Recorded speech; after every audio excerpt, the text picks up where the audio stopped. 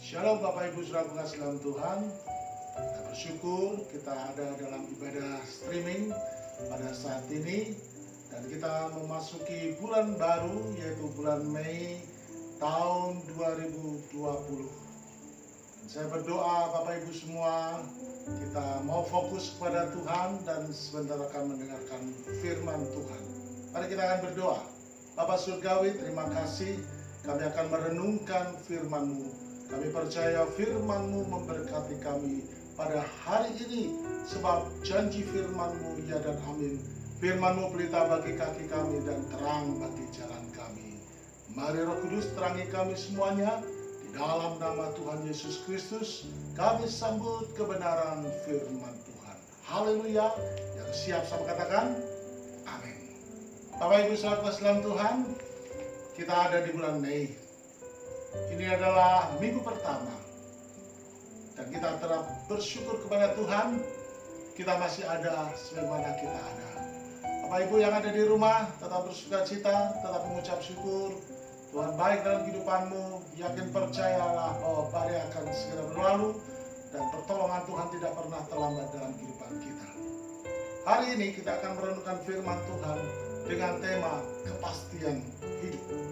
Setiap orang merindukan kepastian hidup. Tetapi sekali lagi Bapak Ibu Saudaraku, kepastian hidup hanya kita peroleh hanya di dalam Kristus Tuhan. Nah, lewat peristiwa ini Bapak Ibu Saudaraku, kita mau melihat dan belajar renungan firman Tuhan yang menjadikan kita kuat, Saudaraku, bahwa hanya di dalam Yesus saja itu memberikan kepastian dalam kehidupan kita, baik ketika kita ada dalam dunia ini maupun nanti kelak ketika ada dalam kehidupan yang baru. Saudaraku, firman Tuhan pada hari ini terambil dalam Matius pasal yang ke-14 ayat 22 sampai ayat 23. Judul dari perikop ini adalah Yesus berjalan di atas air. Bapak Ibu Saudaraku, kalau Saudaraku membacanya, Saudaraku, saya akan meringkas saja Bapak Ibu Saudaraku bahwa setelah sepanjang hari Yesus dan murid-muridnya mengadakan pelayanan. Dan salah satu yang terbesar Bapak Ibu Saudaraku, bagaimana Yesus memberikan makan 5.000 orang, itu pun laki-laki. Nah, Saudaraku, pasal yang menerangkan ayat 22 sampai 33 ini, Saudaraku, menerangkan Yesus berjalan di atas air. Setelah mengadakan mukjizat, murid-murid melihat, orang banyak juga menyaksikan betapa Yesus mengasihi orang banyak, Saudaraku. Yaitu terakhir dia memberikan makan 5.000 orang. Saudaraku kasih dalam Tuhan, maka hari sudah mendekati sore. Dan Saudaraku, Yesus memerintahkan Saudaraku orang banyak, Saudaraku, untuk pulang ke rumahnya. Sementara dia juga memerintahkan murid-muridnya untuk naik perahu, untuk berlaju ke seberang danau. Saudaraku, sementara Yesus sendiri, Saudaraku, naik ke sebuah bukit, Saudaraku, berdoa di sana.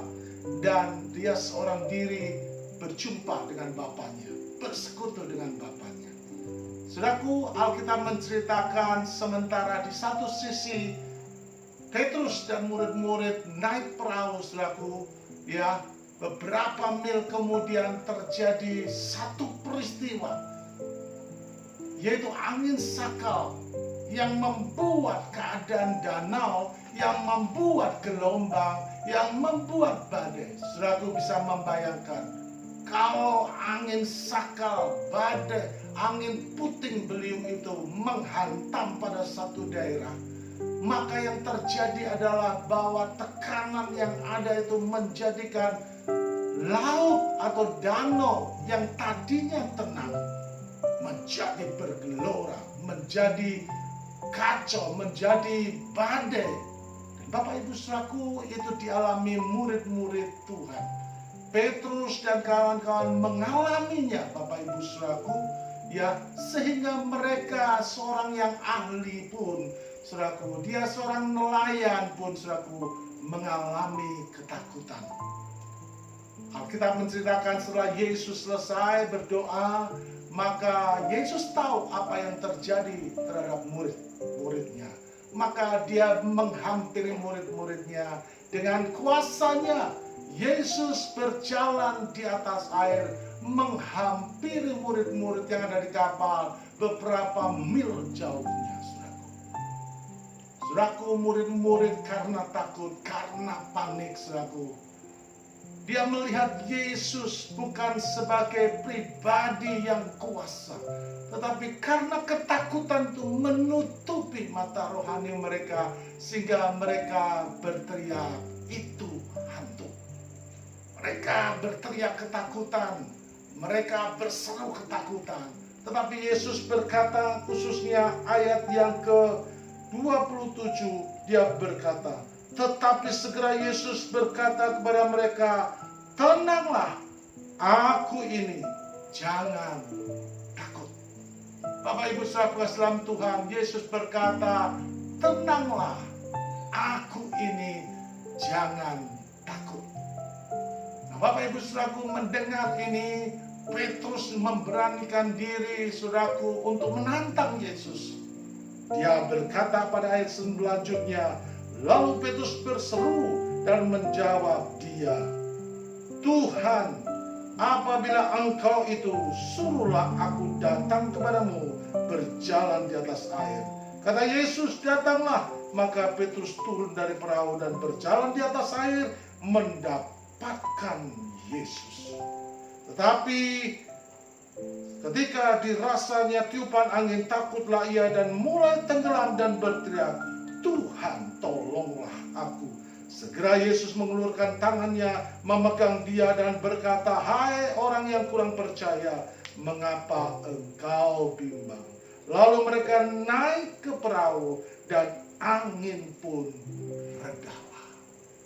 Bapak Ibu saudaraku, dari pembacaan firman Tuhan ini membuktikan Bapak Ibu saudaraku bahwa seahli Petrus pun dalam kelautan tidak menjamin dia, tidak memastikan dia bisa menguasai situasi keadaan yang ada, saudara.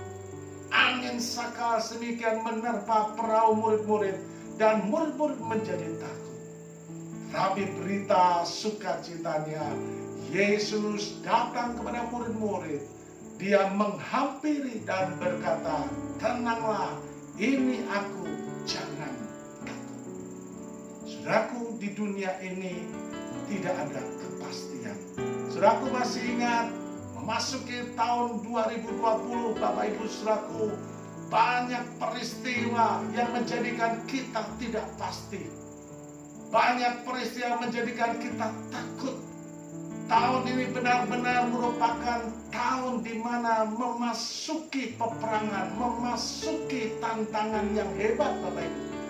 Terakhir Bapak Ibu saudaraku, ya, COVID-19 atau virus corona sampai detik ini melanda seluruh dunia, menjadikan orang takut, menjadikan orang tidak pasti. Karena dokter, tim medis pun berkata belum ada obatnya. Saudaraku, memang itulah kehidupan dalam dunia.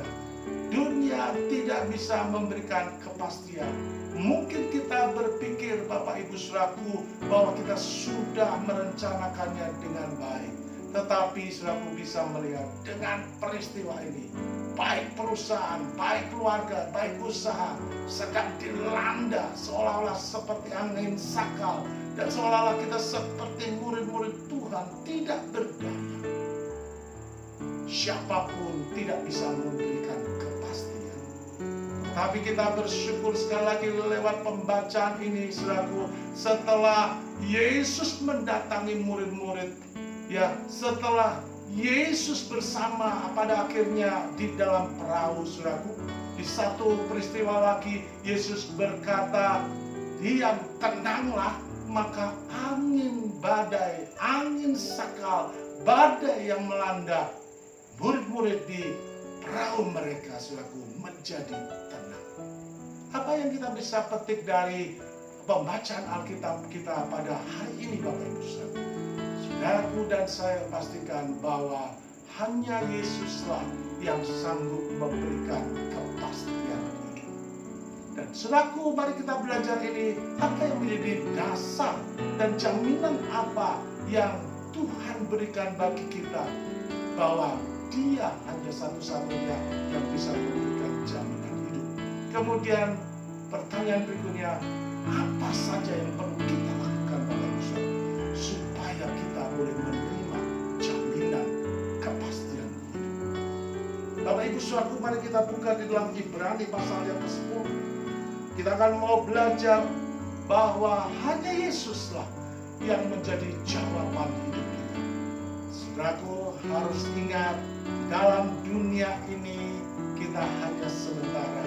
Kita boleh berusaha, kita boleh cari uang, kerja keras, itu baik Bapak Ibu Saudara. Tapi jangan lupakan bahwa di dalam dunia ini kita hanya sementara, dan dunia tidak bisa memberikan kepastian kehidupan kita untuk selamanya. Pengkhotbah berbicara mengatakan segala sesuatu ada masanya, ada masa untuk lahir, ada masa untuk mati.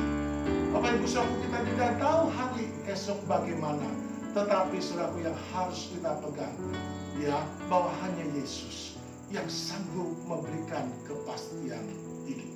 Saudaraku, dasar yang kuat, saudaraku, bahwa Yesus merupakan, ya, kepastian hidup kita, yaitu ketika Dia dengan kasih-Nya yang besar memberikan nyawanya untuk memastikan kepada kita bahwa Dia mengasihi, bahwa Dia Tuhan yang hidup. Hanya Dia yang berkata, "Akulah jalan, kebenaran, dan hidup. Tidak ada seorang pun sampai kepada Bapa kecuali melalui Aku." Tetapi itu dibuktikan, tetapi itu saudaraku dimeteraikan. Itu menjadi satu peristiwa yang luar biasa Bapak Ibu saudaraku. Dia menjaminnya ketika Dia mati di kayu salib. Ibrani mencatat saudaraku dasar yang menjadikan kita memperoleh kepastian di dalam Yesus, yaitu dalam Ibrani 10 ayat yang ke-19 berkata, "Jadi saudara-saudaraku, oleh darah Yesus kita sekarang penuh keberanian dapat masuk ke dalam tempat kudus, karena Ia telah membuka jalan yang baru dan yang hidup bagi kita melalui tabir, yaitu dirinya sendiri." Yesuslah yang menjadi kepastian dalam kehidupan saudara di dunia maupun dalam kehidupan yang akan datang. Karena apa Bapak Ibu saudaraku? Karena darahnya sudah dicurahkan. Karena pengorbanannya di kayu salib. Sebentar nanti setelah kita merenungkan firman Tuhan, kita juga akan masuk di bulan baru ini dengan perjamuan kudus. Saudara dan saya akan makan dan minum tubuh dan darah Tuhan Yesus. Dan firman Tuhan berkata, kalau kita percaya sungguh-sungguh makan perjamuan kudus, maka ada berkat di dalamnya.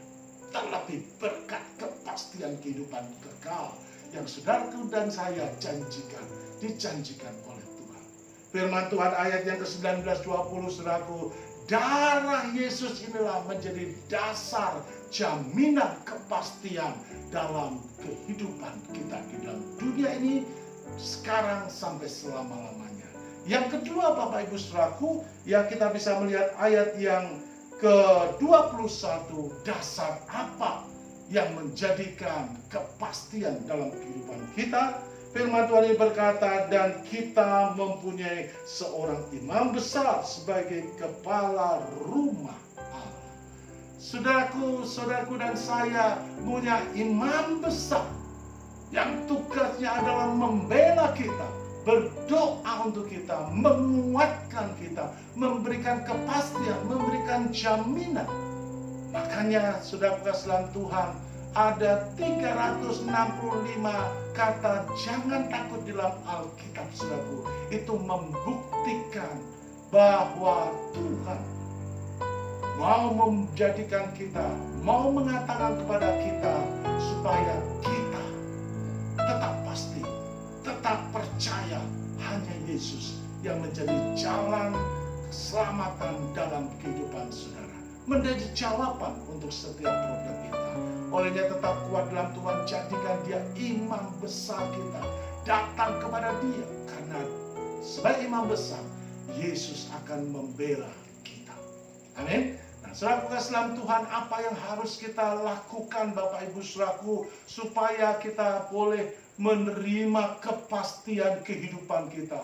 Ya, dalam Ibrani ini pada ayat selanjutnya berkata, ya, dikatakan apa yang perlu kita lakukan, ayat 22. Karena itu marilah kita menghadap Allah dengan hati yang tulus ikhlas dan keyakinan iman yang teguh. Saudaraku, mari kita datang kepada Tuhan. Mari kita tetap setia dalam Tuhan. Mari saudaraku, supaya kita boleh menerima kepastian hidup saudaraku. Datang kepada Tuhan dengan tulus ikhlas, dengan keyakinan iman. Jangan tinggalkan persekutuan, jangan tinggalkan hubunganmu dengan Tuhan. Tetap bersyukur dalam Tuhan apapun yang terjadi. Karena kita sudah mendapat jaminan. Kalau saudaraku dalam Tuhan, pengorbanannya menjadikan kita beroleh kepastian keselamatan. Apakah lagi saudaraku, Yesus mendengar doa kita dan dia sanggup memberikan jawaban, jalan keluar, berkatnya bagi setiap kita orang yang mau datang kepada dia. Firman Tuhan berkata, Yesus berkata, marilah datang kepadaku engkau yang letih lesu dan berbeban berat, aku akan memberikan kelegaan kepadamu. Saudaraku, kita mau datang kepada Tuhan karena kita percaya, kita datang dengan tulus, dengan keyakinan penuh, Tuhan akan menolong kita. Ya, yang kedua Bapak Ibu Saudara, apa yang kita perlu lakukan, saudaraku, supaya Bapak Ibu Saudaraku kita terus mempunyai kepastian hidup. Dikatakan di sini, marilah kita teguh berpegang pada pengakuan tentang pengharapan kita, sebab Ia yang menjanjikannya setia. Ia yang menjanjikannya setia. Yesus yang menjanjikannya setia. Bapak Ibu saudaraku dalam Tuhan, apapun yang terjadi dalam kehidupanmu, mungkin engkau sedang mengarungi kehidupanmu dengan perahumu, tetapi angin sakal badai itu terjadi di hadapanmu, saudaraku, ada penolong, yaitu Tuhan Yesus yang sanggup memberikan kepastian. Badai mungkin datang, angin sakal mungkin datang seperti perahu murid-muridnya, tetapi Yesus berkata, jangan takut, ini aku. Tenanglah, ini aku, jangan takut. Biarlah itu menjadi pegangan kita. Tetapi Bapak Ibu, tugas kita adalah bagaimana Bapak Ibu saudaraku, jangan lepaskan pengharapan kita kepada Tuhan. Amin.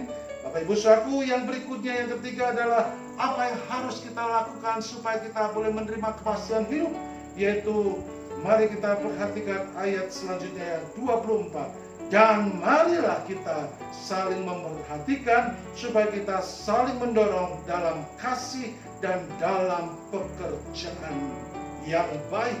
Dikatakan, marilah kita saling memperhatikan supaya kita saling mendorong dalam kasih dan dalam pekerjaan baik. Saudaraku, mari support satu sama lain. Mari kita topang satu sama lain. Mari kita saling mendukung satu sama lain.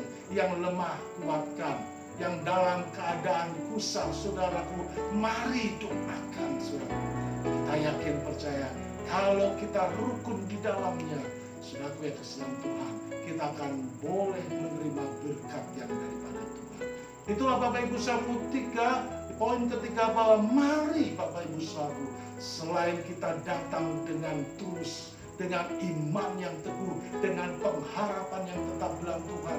Yang ketiga Bapak Ibu saudaraku, di antara sesama mari kita saling mendorong supaya kita semakin maju menjelang kedatangan Tuhan yang kedua kalinya. Baik secara rohani, baik secara kekeluargaan, mari kita saling mendukung. Jangan saling melemahkan, jangan saling menyalahkan Bapak Ibu saudaraku. Kita harus tetap mendukung dan saling menguatkan di dalam Tuhan. Ya, yang ayat ke-25 yang terakhir Bapak Ibu saudaraku, saya katakan bagaimana supaya kita terus menerima, memastikan bahwa di dalam Yesus ada kepastian hidup. Ayat 25 berkata, Janganlah kita menjauhkan diri dari pertemuan-pertemuan ibadah kita seperti yang dibiasakan oleh beberapa orang. Tetapi marilah kita saling menasihati dan semakin giat melakukan menjelang hari Tuhan yang mendekat. Supaya iman kita kuat, sehingga kita tahu persis bahwa kita punya kepastian hidup di dalam Kristus. Saudaraku, jangan tinggalkan persekutuanmu dengan Tuhan. Tetaplah berdoa, tetaplah baca firman Tuhan, tetaplah Bapak Ibu berbuat hidup benar, hidup berkenan kepada Tuhan. Maka kita yakin percaya Bapak Ibu saudara, gelombang badai angin sakal boleh datang dalam kehidupan kita, tetapi kita yakin percaya kalau kita tetap setia dalam Tuhan, kita akan diberikan kekuatan untuk dapat menjalaninya. Ya, Bapak Ibu saudaraku dalam Tuhan, yang terakhir Bapak Ibu saudaraku, ya, kita boleh membacanya di dalam Kolose 3 ayat 23 dan 24. Ayat ini berkata, apapun juga yang kamu perbuat dengan segenap hatimu seperti untuk Tuhan dan bukan untuk manusia, karena kamu tahu bahwa dari Tuhanlah kamu akan menerima bagian yang ditentukan bagimu sebagai upah. Kristus adalah Tuhan dan kamu hamba. Saudaraku, untuk mendapatkan kepastian hidup saudaraku, bukan hanya Bapak Ibu saudaraku secara rohani kita tetap kuat, tetapi saudaraku lewat Kolose 3 ayat 23-24 ini firman Tuhan mendorong, mari Bapak Ibu saudaraku lakukan apa yang dapat kita lakukan, apa yang menjadi bagian kita. Sekali lagi saya mau berkata, ora et labora, bekerja dan berdoa, berdoa dan bekerja, berdoa dan melayani. Mari kerjakan itu sungguh-sungguh. Bapak Ibu saudaraku, lakukan dengan segenap hatimu, bekerja sungguh-sungguh, belajar sungguh-sungguh, melayani sungguh-sungguh. Kita lakukan seperti untuk Tuhan dan bukan untuk manusia. Bapak Ibu saudaraku, saya yakin percaya orang yang sungguh-sungguh melakukan pekerjaannya, pelayanannya, saudaraku, seperti untuk Tuhan, Tuhan akan memberkati. Tuhan akan memberikan jaminan, meskipun badai itu ada, tetapi orang yang teguh, orang yang ulet, orang yang tidak mudah menyerah, akan menerima jalan keluar, akan menerima kepastian keberhasilan, akan menerima kepastian hidup, saudaraku. Saya yakin percaya jemaat terkasih adalah orang-orang yang mau terus bertekun, orang-orang yang never give up, orang-orang yang tetap semangat menghadapi kehidupan ini. Sekali lagi, badai boleh ada, saudaraku harus tetap kuat di dalam Tuhan. Amin. Hanya Yesuslah yang sanggup memberikan kepastian hidup. Dunia tidak bisa memberikan kepastian hidup. Catatan saya Bapak Ibu saudaraku, ya, biarlah kita tetap kuat di dalam Tuhan, ya, dan kita terus bersungguh-sungguh dalam Tuhan. Yesus adalah jawaban dan kepastian dalam kehidupan kita. Haleluya. Amin. Tuhan Yesus memberkati. Mari kita berdoa. Bapa Surgawi, terima kasih buat firman-Mu. Kami percaya Tuhan bahwa dunia dan segala isinya tidak memberikan kepastian dalam kehidupan kami. Tetapi kami bersyukur kami punya Allah yang hidup di dalam Yesus Tuhan yang memberikan kepastian hidup. Darah-Mu itulah yang menjadi dasar bahwa kami diperdamaikan dengan Bapa di surga.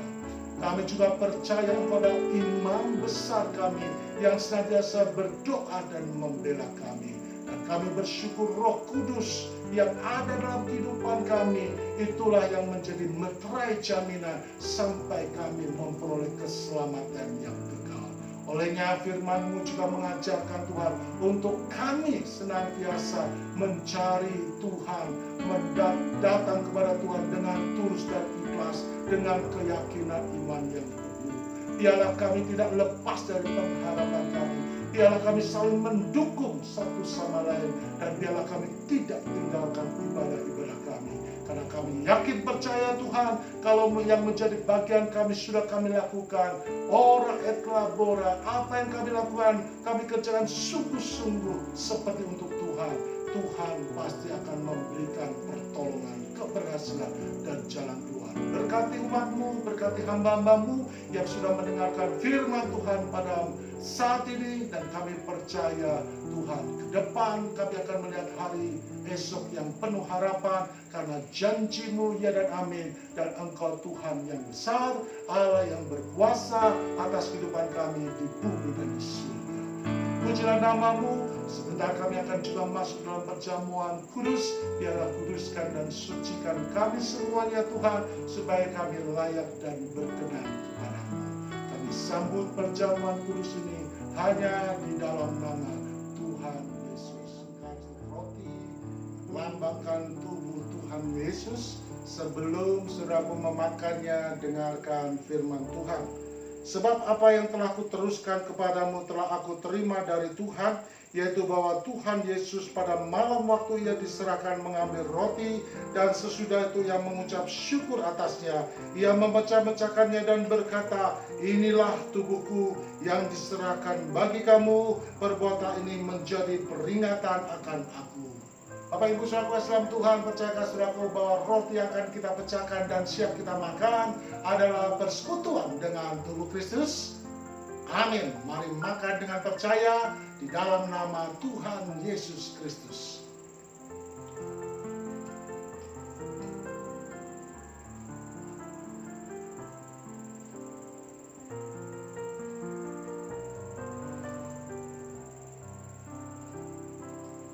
Mari angkat cawan darah Tuhan juga Bapak Ibu saudaraku dengan hormat. Sebelum saudaraku meminumnya, dengarkan firman Tuhan. Demikian juga yang mengambil cawan sesudah makan, lalu berkata, cawan ini adalah perjanjian baru yang dimeteraikan oleh darahku. Perbuatlah ini setiap kali kamu meminumnya, menjadi peringatan akan aku. Bapak Ibu saudaraku Islam Tuhan, percayakan saudaraku bahwa cawan pengucapan syukur yang kita ucapkan syukur adalah persekutuan dengan darah Kristus. Amin. Mari minum dengan percaya di dalam nama Tuhan Yesus Kristus.